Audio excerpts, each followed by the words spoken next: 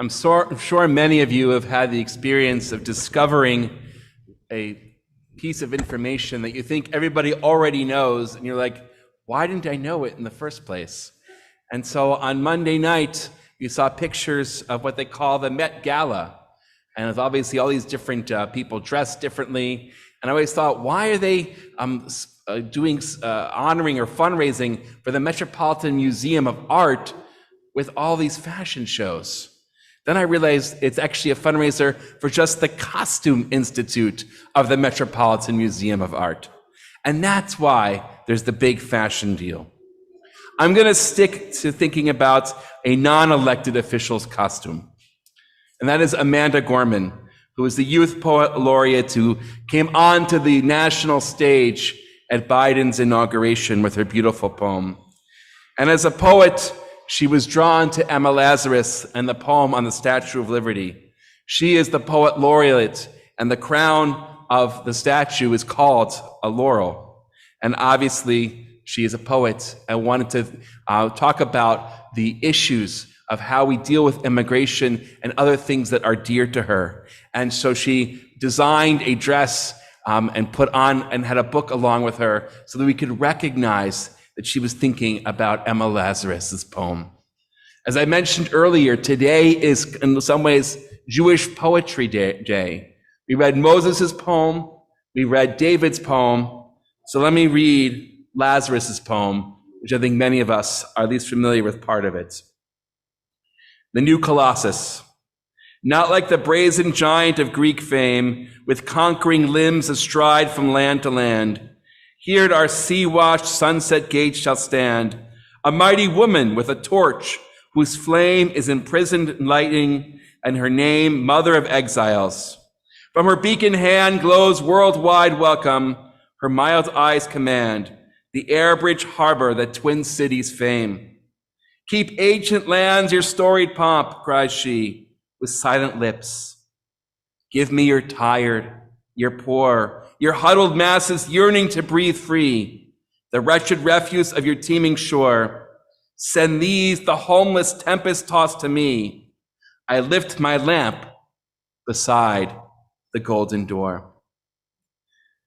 How many of you know whose idea the statue was and who sculpted it? I'll save you the Wikipedia summary and just say that it was Edward René de La Boulaye who had the idea, and Frederick Bartholdi who designed it. They came up with the idea actually in 1865, as La Boulaye was living in France, being under the tyranny of Napoleon III, and also an abolitionist, and watching with awe at how the Union was able to defeat slavery and really let liberty reign. And so he wanted to engage France in a project to celebrate that, in the hopes that actually would spread liberty to France as well. Unfortunately, France and Germany had the Franco-Prussian War in 1870, so that delayed the project.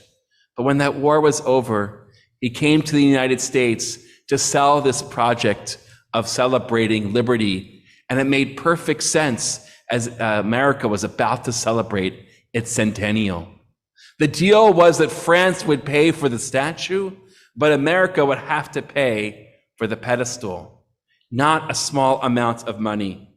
And Grover Cleveland and Congress refused to give any money, so it had to be a private effort. And so hence Lazarus writes her poem and sells the manuscript to help fundraise for the pedestal. And she got to shape what the Statue of Liberty's meaning was, about immigration, about allowing people to come and breathe free on these shores, and not just political democracy. Oh, they are both important, but I would say that the monuments in Washington, D.C. have much more to celebrate the democracy project than they do the immigration project. If Emma Lazarus had not written a poem and it was not etched in stone on the pedestal, what would immigrants think upon making their way to Ellis Island on the ships? We'll never know. But that is the power of poetry and poets. They get to set the message in many ways more than the history makers do. And so will Gorman be part of that list of American poets, Walt Whitman, Maya Angelou, Bob Dylan even? History will let us know, or the future will let us know. But she continues to combat racism and misogyny and to use her words to change the world. We just finished the high holiday prayers, full of poems, focusing on the themes of the holiday. If you followed me along from the different services on Yom Kippur, I kept saying, this poem is my favorite. No, this one is my favorite. Really, they are all so good, having fared the test of time. I'm still humming El Nora Alila. We're asking angels to protect us and God to accept our prayer at this time of Nila. But for us Jews, no rest for the weary, because Yom Kippur is just a forspice for the next holiday, Sukkot, which begins on Monday night. I Googled Sukkot poem to share a poem, and I came across a Yiddish poem by Avram Reisen called In Sikke. It was also turned into a folk song. It is a work of art, like all poems, with multiple meanings. It's not just about a sukkah in a storm, perhaps in cold fall of Europe, but it's about the fragility of the Jewish condition, that as long as the sukkah is around and up, then the sukkah is alive. Just as the same thing with the Jewish people. We might be storm-tossed, but we are still here and still standing. A sikala, a kleina, a little sukkah with simple boards I barely put together. I covered the roof with a little skach, and I sit in a little sukkah and I think.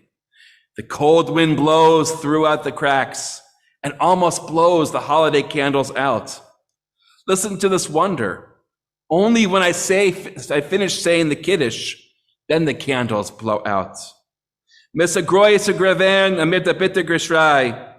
With a great cry and a bitter yell, my wife comes inside. Listen, my husband, the wind will soon blow the sukkah down. Or what will happen then? Don't be a fool. Don't have any grief. And don't worry about the wind. No matter how many winds will roar, no how many generations will come, the sukkah will always remain standing. Before Winter Sven Brimmen, before Doris Sven Kimmen, the sukkah levet Eibechstein. Life, liberty, and the pursuit of happiness are all precious and fragile gifts. There are threats to all three this year, yet the Statue of Liberty still stands. Lazarus's poem is carved in stone, and our presence today is proof that we and the Jewish people and the entire human race are still alive. That alone is still worth celebrating on Sukkot. So wishing you all a Gitz Yantif, a Chag Sameach, and for now, a Shabbat Shalom.